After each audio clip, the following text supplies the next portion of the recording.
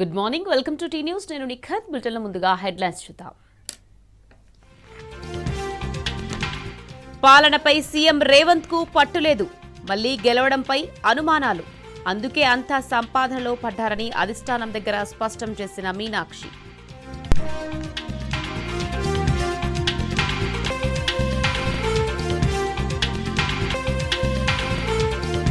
జూబ్లీహిల్స్ ఎన్నికల ప్రచారంలో టాప్ గేర్లో దూసుకెళ్తున్న కారు. మాగంటి సునీత, గోపీనాథ్ను గెలిపించాలని గులాబీ నేతల విజ్ఞప్తి.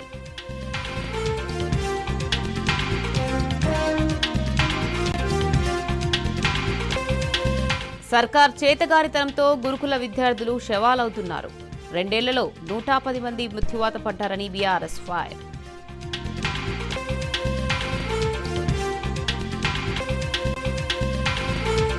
రోడ్డుపై పడి ఉన్న 2 వీలర్ను ఢీకొట్టడంతోనే కావేరీ ట్రావెల్స్ బస్సు ప్రమాదం.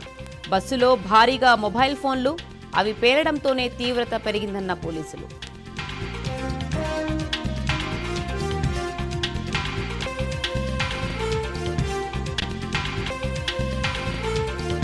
అదానీ గ్రూప్లో పెట్టుబడులకు ఎల్ఐసిపై కేంద్రం ఒత్తిడి.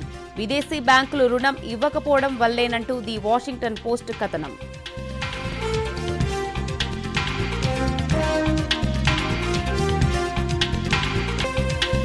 సిడ్నీ మ్యాచ్లో ఫామ్లోకి వచ్చిన రోహిత్ కోహ్లీ.